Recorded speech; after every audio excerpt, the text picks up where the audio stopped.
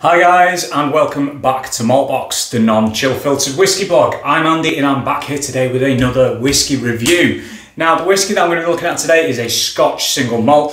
It's a distillery that had a bit of a bad reputation amongst whiskey snobbists and hobbyists, shall we say, about 10 years ago or so. So the distillery that I'm talking about is under the White Mackay stable. It is Fettercairn. Now Fettercairn used to do a couple of bottlings that you could find in the supermarkets. You had Fask and Fior, or as I used to call them, the Fask and the Furious. So these whiskies were full of E150, they were 40%, they were they showed glimpses of promise, a bit like a lot of the White Mackay stable did back then. And they were there, I think, to diversify their portfolio in the shops away from Jura and the blends, because Jura used to sell like mad, and it still does to some extent. However, Fettercairn disappeared off the face of the earth for a while. I wouldn't say people shunned it, but people knew that Fettercairn had more potential from independent bottlings. And in the last few years, in the last 5 years, say, they've really upped the game with the official bottlings. Rebrand, new packaging, and a new approach. So there's the warehouse releases, for example, that are stronger, you know, like generally not cask strength, but in the high 40s from memory. Non-chill filtered, natural colouring, very small parcel of casks used. Whiskey fans love it. I love it. I've had 2 versions of that now, 2 releases, fantastic. The 12-year-old, the new revised 12-year-old, is a hell of a lot better than the old Fask and Fior. And they've also got a 16-year-old. And the 16-year-old is the whiskey that I'm going to be reviewing for you today. Now, this was the 2022 release of the 16-year-old. And it's this. There's very little left in it. There's nothing left in it at all, really. But here it is. The Fettercairn 16, bottled at 46.4%. I believe this to be non-chill filtered and natural colouring nowadays, which is great. This was produced by maturing the whiskey in a combination of ex-bourbon and ex-sherry casks. You can see how much of this that I've had in recent times like that. This is it. This is why I thought I'd better review this. So yeah, a finely balanced marriage of Oloroso, Pedro Jimenez,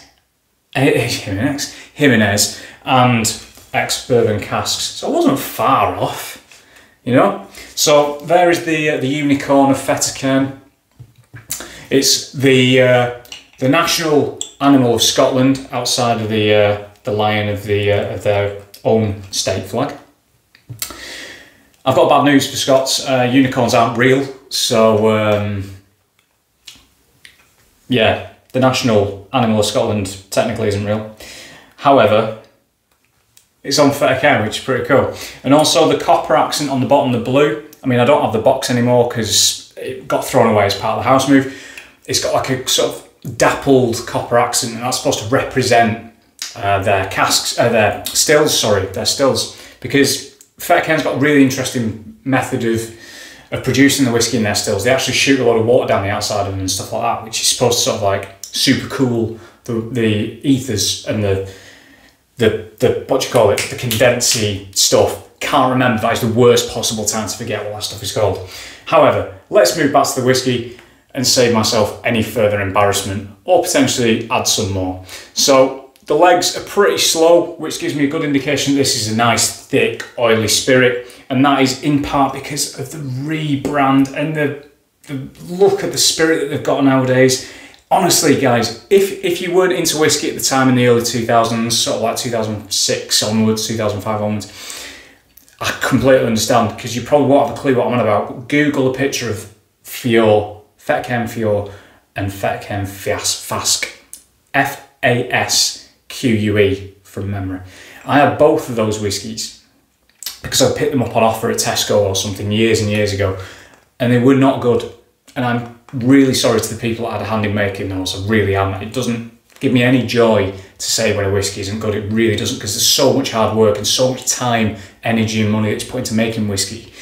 However, it just wasn't good. It was fundamentally flawed. So Fettercairn have turned things around. And with that in mind, straight off the bat, lovely vanilla, fruitiness, like a tangy pineapple-y, sort of sweet and soury thing going on as well. We've got lemon zest, but then we've got honey, slight musky quality, wood,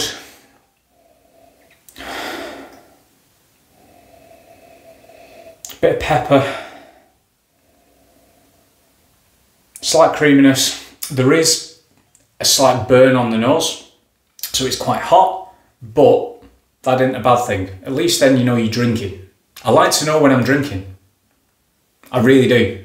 That's why I like strong flavours. I like a bit of burn every now and then. Sadly, not enough to singe all my nose hairs off. I have to use a nose trimmer because I'm at that kind of age now, unfortunately. It's like a bready quality as well, like a sourdough bread. And for those breadists out there, you'll know what I mean. So there's like sort of tangy, yeasty quality to it. Really is a very, very engaging, very interesting nose. On the palate,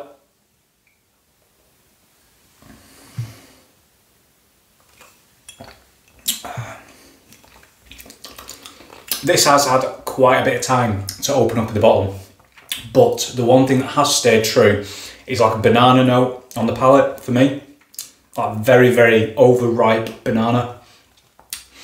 There's more of that honey. There is some of that vanilla. There's a cereal note in there, shockingly enough, because it's made with cereals. And this kind of vanilla-y, spicy quality that goes into the finish. Really nice, warm, long, tangy, sweet, and very enjoyable finish. Really is. And the palate continues to go on for quite a considerable amount of time. Now this is the third release of the 16-year-old. They did release, I think the first one came out in, I want to say 2019 or 2020. I think it's 2019. And this release is markedly lighter in colour. I think the first one was pretty dark. And I think that's because they used potentially a lot more first fill casks. I can't remember off the top of my head what was in that makeup because I never owned it. This is the first bottle of Fettercairn 16 I've ever owned. I do like the bottle as well, very almost like Art Deco kind of styling to it. Big fan of that. Sort of grassy element. Just going back to the nose now, there's more vanilla there than there was at the start. I know that was the first thing that I mentioned, but for me now it's a lot more prevalent. It's sort of like creamy. It's almost, and don't shoot me for this, it's almost, now gone back to it, Bal Blair-esque. There's a lot of similarities for me to the old sort of 2005s, the 2007 vintages that they used to do before they botched that and started doing the 12-year-old, 15-year-old and 18-year-old and hiking the prices up and just ruining it for me. So I'm liking that. I'm liking the fact that it's got that sort of reminiscent accent for me. Now it's sort of like a cranberry note. Now I normally get that with heavily sherried whiskies. This isn't, in my opinion, heavily sherried. If it is, I mean, there's some hell of a lot of refills that have gone into this. Particularly as we've got Oloroso and Pedro Jimenez, don't forget, so you could attribute some of those flavours to those casks. But for me, the standout influence and what pairs well with Fettercairn Spirit, in my humble opinion, is ex-bourbon casks. I will say that for a lot of distilleries, some are suited to sherry. We all know some of those that are. I'm not going to go into details or list them all off. A lot of them start with Glen, and then they follow on from there. A lot of you guys will know what they are and who they are. For me, I like Fettercairn in ex-bourbon. The indie bottlings, the independent bottlings, that's where whiskey is bought in cask by an independent bottler and then bottled under their own label. A lot of the independent bottlings that I've had of Fettercairn have been ex-bourbon or refill bourbon or even refill sherry, and we're talking like second refill or third refill. And they've been a hell of a lot better than the first or sort of second fill sherry casks of Fettercairn that I've had as well from other indies. It's just, for me, ticks my boxes. I like the flavour profiles and it complements the spirit really well. And they've nailed it with this 16-year-old. They have. It's got, compared to the 12, I would say it's got a more maturity, which shockingly enough, yes, it's been in wood for an extra 4 years. I know. However, it has mellowed some of the more youthful and more flighty elements that I discovered in the 12-year-old, the last 12-year-old that I had. The 12-year-old is still great whiskey. It is a good whiskey in the current times. Now, this isn't particularly cheap either. From memory, I think this goes for about 70 odd quid nowadays. Feel free to comment. I've not double checked before I press record on the phone. So that's probably why I'm just spreading fake news and misinformation, if so.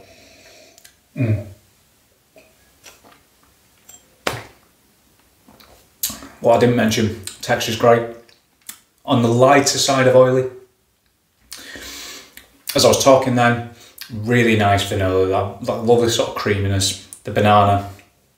Yes, the cereal note was there as well, long finish, yada yada yada. You've heard it before, I've said it a minute ago. Great whiskey, it really is, and kudos to Fettercairn and the guys at White & Mackay for revamping this range and not necessarily kind of giving in to what whiskey fans wanted, but trying something different, you know, trying something different, and I'd like to think it's paid off.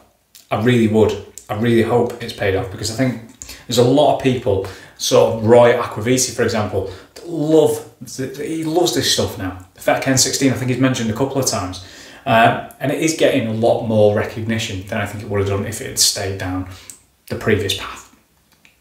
So guys, with that in mind, if you tried this one, feel free to comment. Thank you very much for watching. If you want to subscribe, feel free. If you don't, I totally understand. This has been the ravings of an absolute lunatic for the past 12 or 13 minutes. And yeah, hopefully I'll see you back here at some point soon. Cheers.